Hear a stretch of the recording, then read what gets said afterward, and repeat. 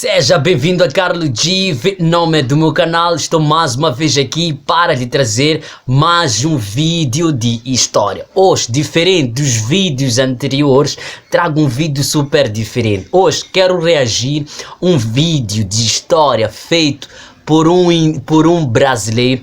É um vídeo super interessante. O tema do vídeo é Africanos Raízes do Brasil.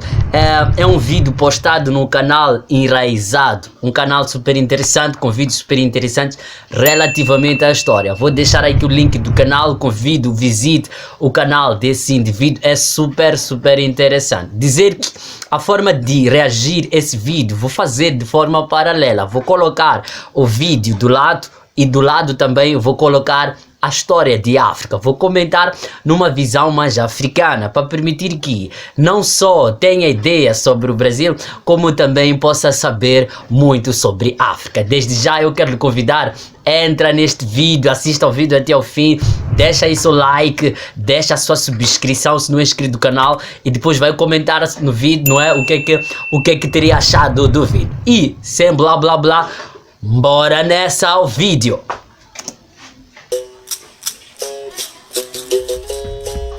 Berimbau é o instrumento que é tocado aí.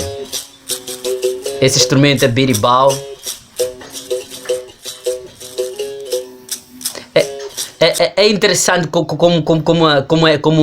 este vídeo vai iniciando. Inicia com músicas, não é? Com uma alegria africana. E não só com um pouco de batucada no meio disso. E é interessante a gente perceber que em África a música tem um significado muito profundo, principalmente quando envolve um pouco de toques, de batucadas. As batucadas, elas são tocadas em momentos de felicidade, mas também são tocadas em momentos de intimidade com os espíritos, não é? E não só, as batucadas, elas são tocadas em momentos em que os africanos querem chamar aqueles que vivem no além, segundo alguns africanos. Por exemplo, para o caso de prática da religião tradicional africana, principalmente aquilo que nós chamamos de curanderismo aqui em África, para que o espírito do além venha, é preciso que se faça batucada. Quanto mais batucadas os africanos fazem, mais espíritos aparecem, não só com mais pujança o espírito vai aparecer, naturalmente consegue com maior pujança também falar de mensagens do além. Batucada, ela é boa. Nós temos aqui várias danças que momentos de confraternização, momentos de expressão, de alegria, de festividade, sempre temos que cantar. E é interessante a gente perceber que é a partir dessa dança que nós vamos transmitindo a nossa cultura. Temos aí, por exemplo, o caso de Bananauê, capoeira neste caso, que é uma dança angolana, e temos o berimbau, que é um instrumento de Benin. Até recentemente, muito pouco era estudado sobre a história da África. É verdade. E eu desde já quero dizer obrigado, governo brasileiro, não é, por ter instituído essa questão de se estudar a história de África nas escolas. Portanto, a partir de 2003, na lei 10.639, se não estou em erro, portanto, institui-se como obrigatória a questão de estudo sobre África nas escolas. E, portanto, aparece aí um lema de que para entender a história do Brasil era entendendo, ou passava por estudar a história de África e dizer valeu. E é interessante essa questão porque em algum momento estamos a falar de indivíduos que têm raízes no outro lado do mundo, em África particularmente. E é interessante também pelo fato de o Brasil ser o maior país com maior população negra. Negros que em parte saíram daqui de África. Essa preocupação em algum momento acontece até por questões até de memória. As pessoas têm essa questão de quererem saber de como é que eram os seus pais, os seus avós, como é que se vive na sua terra, não é? Em parte também é por questões até de influência cultural que esses que foram levados no tráfico negreiro transportaram para a África. Porque levaram indivíduos, mas não levaram simplesmente indivíduos, levaram as suas línguas também, as suas culturas, as suas danças. Embora nos primeiros momentos isso fosse reprimido, mas não conseguiam calar aquilo que os africanos sentiam dentro. A sua memória funcionava, a sua memória agia. E em algum momento explodiam, se viam dançando, se viam emitindo uma palavra nova nas línguas europeias ou até na própria língua portuguesa. Portanto, é super interessante. Há uma coisa que eu quero vos contar antes de prosseguir. Quando uma mãe aqui em África nasce um bebê de uma outra família e dentro de uma, como posso dizer isso, quando uma mãe, não é, trai o marido e traz dentro de casa um bebê que não é daquela casa, tradicionalmente a criança chora durante a noite e o choro da criança é traduzido como um sinal de que a criança não é daquela casa, que está exigindo voltar à sua casa, às suas raízes. Em algum momento essa preocupação é interessante, porque ainda que os afro-brasileiros não venham mais à África, mas essa questão é boa porque é ir atrás das suas raízes. Valeu aí Brasil por estudar em África. Normalmente reduzida à antiguidade aos egípcios. Não sabem o quão Porém, feliz isso nos faz. A importância desse continente jogou luzes sobre a esquecida África subsaariana. Cercados por África florestas, subsaariana, savanas, África dos bantos, montanhas, o mar e o deserto, conhecidos como agricultores, não é? Rica fauna. Esses E africanos viviam em pequenos agropastoris. reinos, com as cidades-estado da Esses que vão criar os estados aqui na África subsaariana, por conta até da própria agricultura que vai gerando excedente. Que variava de nome entre as tribos. Excedente que vai criar também a diferenciação social. Não é? Porém, quando o conflito era inevitável... É interessante falar dessa questão de casamentos aqui na África subsaariana, porque vamos encontrar aqui duas linhagens. A linhagem matrilinear e a linhagem patrilinear.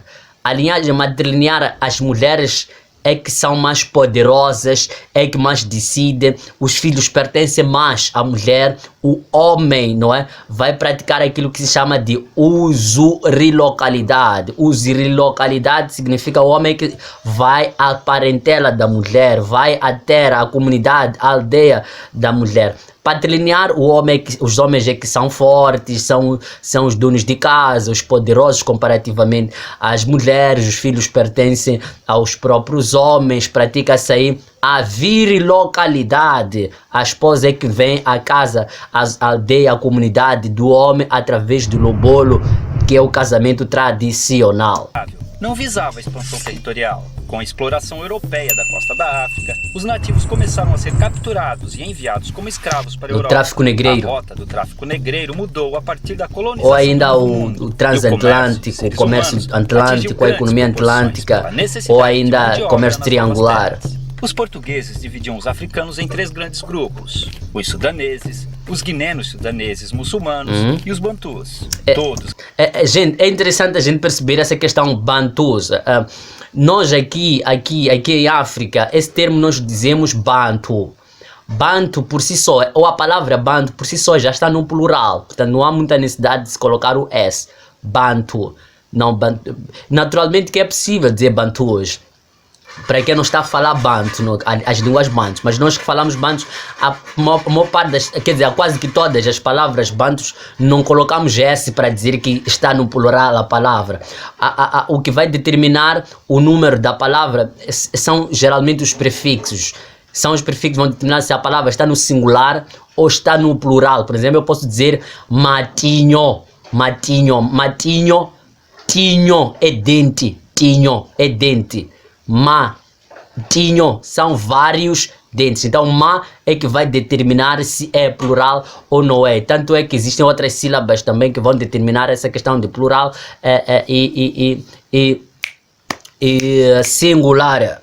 Representando uma determinada região do continente e tendo destinos diferentes. O Brasil recebeu cerca de 40% de todos os escravos africanos trazidos para a América. É muito isso só para o Brasil só. Em suas culturas de cana-de-açúcar no Nordeste, no ciclo de ouro em Minas Gerais e nas lavouras de café do Rio de Janeiro no século XIX. É uma coisa que é interessante aqui, não sei se são ciclos, o ciclo de cana doce, neste caso, o ciclo de ouro e o ciclo de café. É interessante, aqui em África nós temos também alguns ciclos, só que os nossos ciclos não encaixam nesses ciclos. Por exemplo, o nosso primeiro ciclo é ciclo de ouro. não é? Depois do ciclo de ouro vamos encontrar o ciclo de marfim e depois vamos encontrar o ciclo de escravo e depois de oleaginosas. Tentando encaixar, por exemplo, e me parece que aqui o cana-de-açúcar encaixa no ciclo de escravo para nós. Então existem atrás do ciclo de escravo 2 ciclos que não fazem parte desses ciclos, que é o ciclo de ouro, é o ciclo de marfim. Anteriormente, não é, ao ciclo de cana-de-açúcar que aqui é mencionado. Portanto, faz sentido também, não é? Os portugueses que vão colonizar, que vão dominar, não é?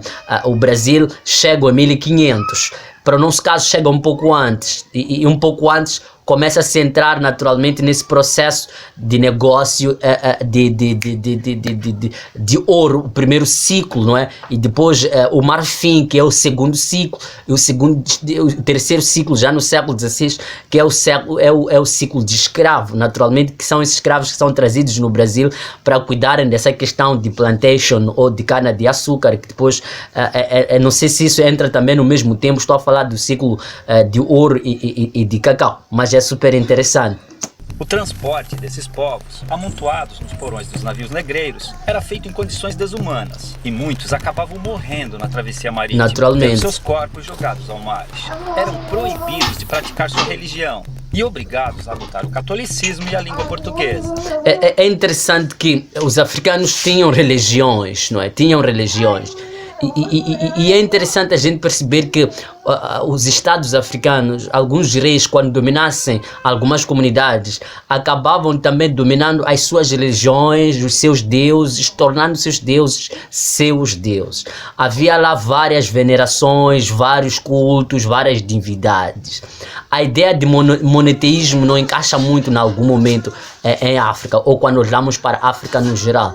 Naturalmente que essa questão monoteísta vai fazer sentido com essa questão, por exemplo, do aparecimento dos árabes, com os muçulmanos, com os europeus, com o próprio cristianismo, com a veneração de um Deus. Portanto, é esta veneração de um Deus que vai ridicularizar a religião tradicional de África. Hoje em dia, em algumas sociedades africanas, é totalmente inaceitável, ou não se aceita muito, por exemplo, a prática do curandeirismo, não é? A religião tradicional africana, a consulta aos curandeiros, a questão de uso de raízes, essas coisas são ridicularizadas, não é? Com o aparecimento desta nova dinâmica religiosa, não é? Mantiveram sua cultura viva, realizando seus rituais africanos escondidos, criando até um tipo de luta. É interessante isso. Alguns curandeiros aqui em Moçambique escondem que são curandeiros.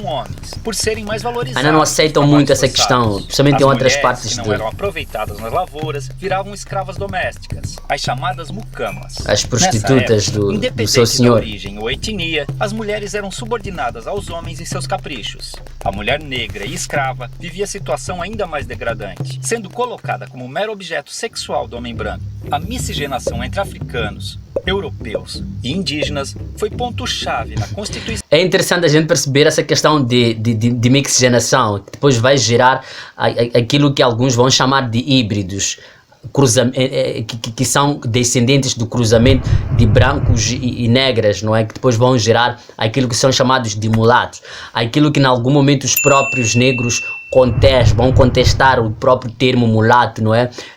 Inferindo que etimologicamente mula significaria também os híbridos ou a miscigenação de um cavalo com uma jumenta, ou de jumenta, de jumento e uma égua, não é? E que seria uma forma racista de se referir aos mulatos. E é interessante a gente perceber que aqui em África, aqui em Moçambique, nós não temos muito disso. Naturalmente que quem é mulato é concebível, o branco também é aceitável, não há aqui uma grande distinção racial. Há uma coisa que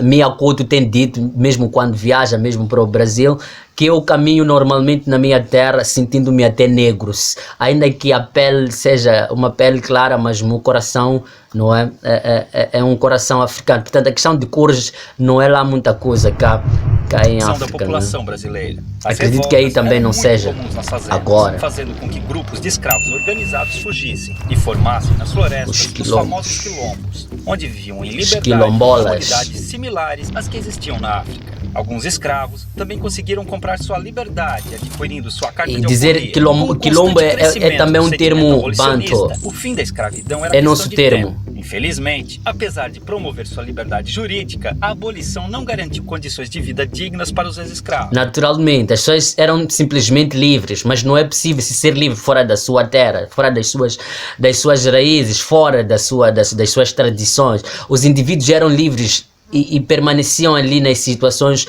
mais caóticas, não eram devolvidos, nem eles podiam voltar à África, voltar às suas terras, gente. Não tinham nem condições para isso, para o fazer. Portanto, essa liberdade, naturalmente, que não era lá muito completa, não é?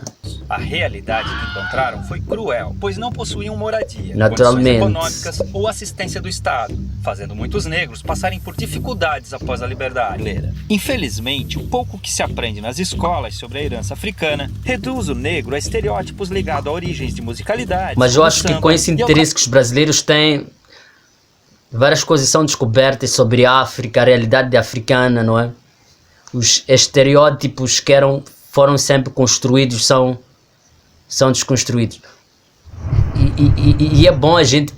Essa questão é muito importante, não é? Que em algum momento alguns conhecimentos são trazidos pelos próprios africanos no contexto até de dominação colonial. Os próprios colonizadores, em algum momento, sem a presença, sem a facilitação dos próprios africanos, não teriam conseguido colonizar a África. Por exemplo, o caso até de Portugal, dizemos que seguiu uma administração direta, mas também seguiu uma indireta pelo fato de usar os negros para administrar, para exigir, para cobrar impostos, para coletar, para fazer chegar uma informação. Já que os brancos não conseguiam, os portugueses brancos não conseguiam falar as línguas nativas, em algum momento instruíam esse negro, o transformando em um civilizado para que fosse falar com os indígenas, indivíduos que não tivessem escola. Portanto, em algum momento, para administrar, para colonizar, para cobrar impostos, usavam naturalmente os próprios negros. É interessante, gente. Estima-se que chegaram ao Brasil cerca de 5 milhões de africanos. Uau, muita gente. De 1500